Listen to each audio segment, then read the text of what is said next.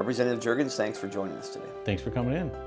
So you're halfway through your first term here at the House, representing Hastings, about 1/3 of Cottage Grove, and a trio of smaller communities.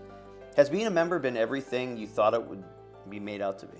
Everything and more. It's really fulfilling to be able to represent the people in my district. I've always been out and about throughout the community anyway, but this has just opened up new opportunities to meet more people and to learn what the people in our community really find important. You're an insurance agent by trade. What kind of effect has the transition to being a member of the House had on your career and everyday life? It makes it really difficult to do both. I mean, being a state representative is a part-time job, but it could easily be full-time. There's always something to do, and so there are trade-offs. And other parts of your life, it's a give and a take.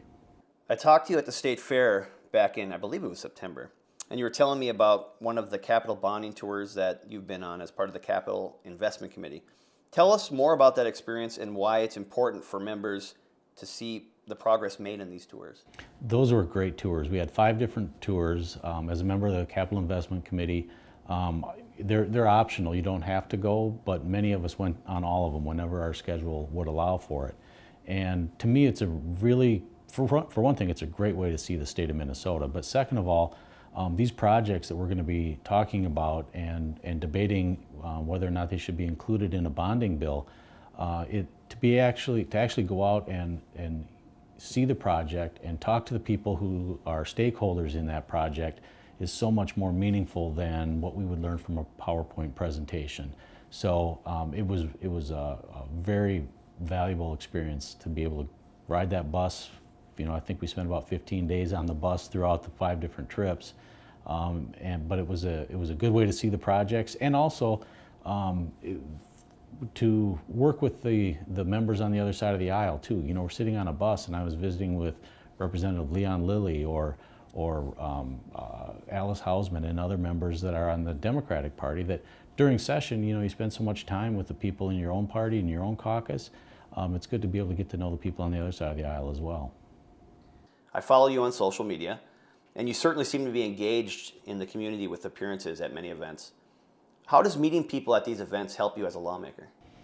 Well, it is, like I said, I've been out and about in the community a lot even before this. What is different now is that I'm more likely to put it on social media. So I think it's important for people to know that their representative is out in the community and at the community events.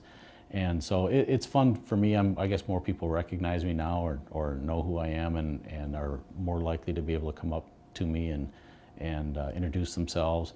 So for me, it's been great as a new way to get to know more people. And what have you heard from people in your district? What would they like to see accomplished during the 2018 legislative session? Well, it's a bonding year, so the number one thing is whether or not we have a bonding bill, and if we do, how big is the bill going to be and what projects are going to go into it. Of course, first and foremost, we'll have to find out if there's funding for the legislature, which it sounds at this point like there will be.